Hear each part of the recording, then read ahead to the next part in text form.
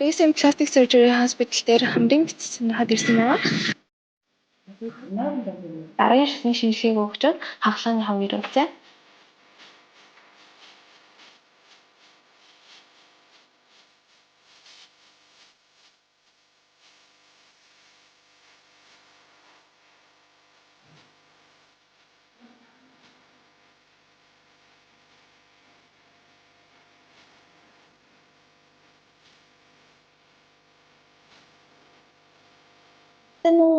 Өнөөдөр болохоор хаалганаас хойш 15 хонжийн. Тэгэд өнөөдөр ирж каст авах байсан байгаа.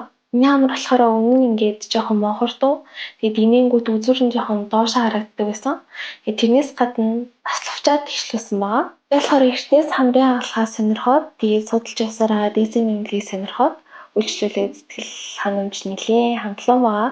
Яг хаалганы өмнө болохоор унтуулагтай орохоос нэлээд айцтай байсан ч гэсэн гараад ирсний дараа өвдөлт нь нэлээд харьцангуй бага байсан болохоор тайвширсан. Хаалганы эхний 2 хоног болохоор нөгөө нэг хамар жишээс болохоор нэлээд амьсгалахад хэцүү хоолой хатаад жоохон хүндрэлтэй байсан ч гэсэн чихээс авахусны дараа арай харьцангуй гайгүй болсон. Ороор ингээд ясаа амьслуулсан. Тэгээ ясаа амьслуулахаар ингээд хаваа авдар айгүй их үүсдэг гэж юмч маань хэлсэн байгаа.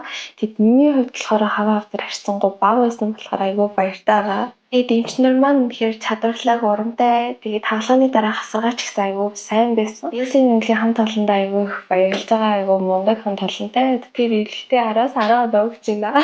Тэгэхээр ямар бизнес хийсэн талаар тавьсан тайлбарлаач.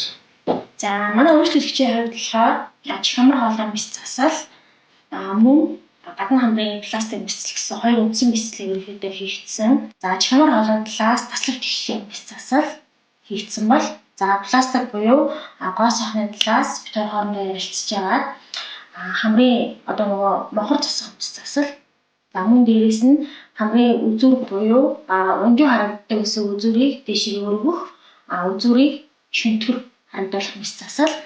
За мөн хамгийн самсаа багасгах бэлтгэлийг хийгдсэн. Өнөөдөр манай үйлчлэгчийн хувьд одоо хаалганаас хойш 15 дахь хоног нь за 15 дахь хоног гадна талынхаа гипсээ ахуулаад 10 дахь хоног дээрээ бүх оёдлуудаа ахуулаад дууссан байгаа. Гэхдээ одоо энэ харагдаж байгаа үр дүн болохоор зөвхөн гадна талын шархны эдгэрэлт явагдаад дууссан байна гэсэн үг. Хаалганы одоо нөгөө дараах гам дэглэмүүдээ ерөнхийдөө хойлоо барьдгаараа барайл явж байна. Яг тэгэхээр 100% эдгэрэлтийн хугацаанд түрүү хэмжээнд хэлснээр 3-аас 6 сарын хугацаанд үргэлжлэх учраас дэглэмээ барьдгаараа барина.